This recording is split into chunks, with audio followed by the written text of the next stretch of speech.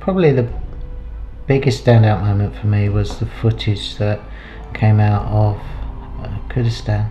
Just the reenactment of the genocide just blew me away. Although the story is historical fiction, it is a tribute to the Halabja chemical attack in 1988. This is a very sensitive subject, very close to my heart unless you experience something like this.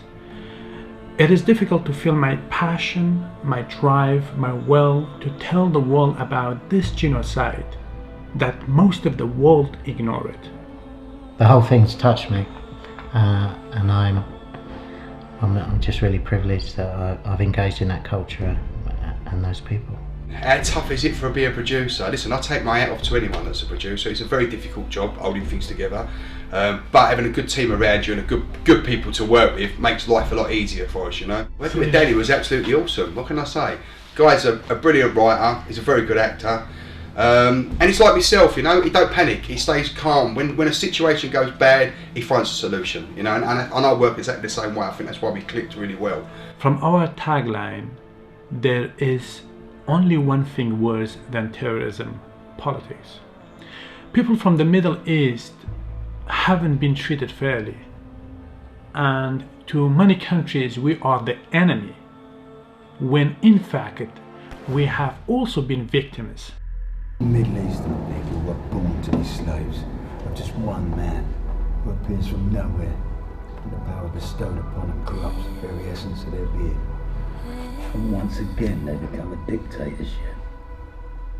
I really enjoy working with Danny. I think he's a very powerful filmmaker, a fantastic actor, and I've just really enjoyed his organisation and spirit throughout the film. It was a great experience, and I'm sure it will be a great success too. It was a long journey to reach our goals, working with Paul, Jade, Elaine and Babel Film Entertainment Production. Everybody works really hard, especially in Kurdistan, working with Danny Darren, Kag Muqdad and Kag Ismail. Our group worked around the clock making clothes and building the film set. We barely slept as we kept to the deadline. It's been an amazing experience working on 1603. We filmed on some amazing locations, and I feel very privileged to work with such a talented cast and crew. I'm very much looking forward to seeing it on the big screen now. The footage looks absolutely awesome.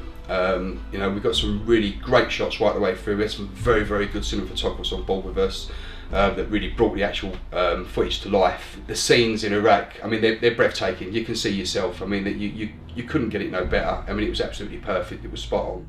It was quite fascinating to see how he saw it visually.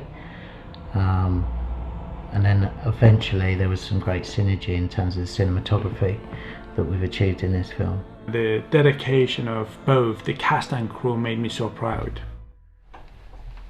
Why does he keep apples? He doesn't eat the apples. It's said that the chemical used on the attack on Halabja smelled of apples. I think he keeps them with him because it reminds him of his past. I'm very grateful for the teams that have been involved with 1603. That's Danny's team and my team.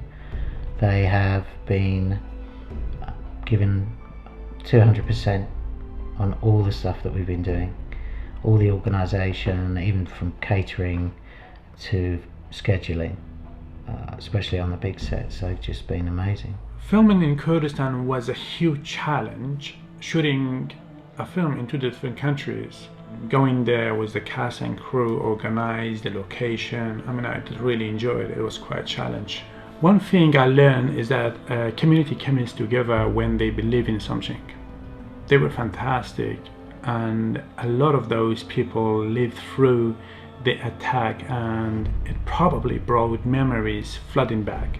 It took them days to find a tree that resembled exactly the same tree that was there in '88, and when they finally found it and put it down, They left it there and went off, and when they come back, someone had chopped it to pieces to use it as firewood to burn it. You know what I mean? So days of work had gone out the window for that one. And I think they finally found another one in the end that they used, if I remember rightly. Yeah, but it was smaller. It was a lot smaller. So they had to shoot the angle of the camera a lot lower so that they could pick the tree up so it looked like a full-size tree. Tony is such a great producer and actor as well. You know, this person always came up with an idea. And then sometimes when I get stressed, I used to get stressed a lot because, you know, and then he just came to me and said, "Oh, look at me, see, look at me." And then I said, "Yeah, okay, so what?" He said, "Look, when this face gets worried, then you have to worry. No, go back to work." So you look at his face. When his face looks worried, you worry. Paul, he is such a lovely person, very calm, and he never gets stressed. Even if he gets stressed, you don't really notice it because he's really calm, and he's such a great director. All the hard work from all those people, with their attention to detail, even building the same type of wall on set from the original news footage. It was just amazing. You see, this is not the original picture, so we built this one. That's my brother.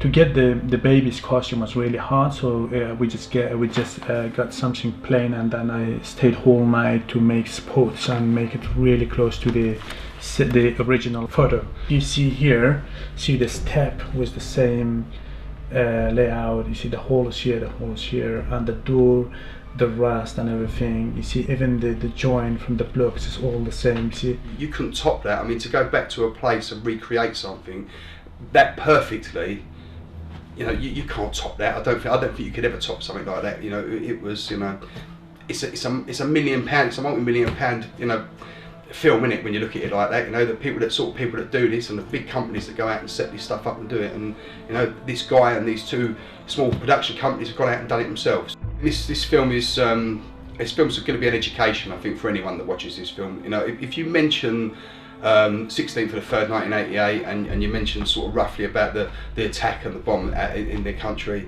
a lot of people register with it and they know, they've heard about it, but no one's really ever seen the devastation that took place there. And I think, you know, this film's not just about that. That is, you know, he's gifted in his writing, and he's wrote it in a certain way that he's turned it into a full movie. So it's got some other action, it's got a lot of other stuff going on, but that side of it that actually happened now, it's going to open people's eyes up. I think it's going to let people really see the devastation of what these people had to go through. Somebody wants to make money out there. For one single man, politics kills millions of people. Just because somebody wants them to stay in power. And it's strange. Once they want to get rid of him, they don't care how many people dies. I think the world would be very interested to watch this film. And to learn a little bit more about the Kurds' plight in Iraq. So I think the movie was very, very interesting. My experience today was very, very good. This man here murdered 46 people in cold blood. I have a witness who'll verify this. We also have witnesses who saw him shoot a fellow crew member who was pleading for his life.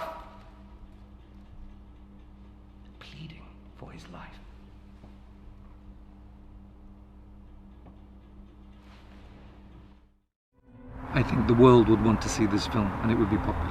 I think it's going to be a very popular movie and entertaining. I think the backdrops that we've achieved in this film are crazy. The courtroom, the warehouse, a lot of the buildings that we used and cars. I just think it's going to surprise a lot of people. It was enjoyable and proved that we could do anything we wanted, no matter how hard and close we were to the deadline. I wish everybody luck, and I can't wait to see the film. I've enjoyed it. I've had a real good time. It's been stressful. I'm not going to tell you no more about it because I think you need to go and watch it.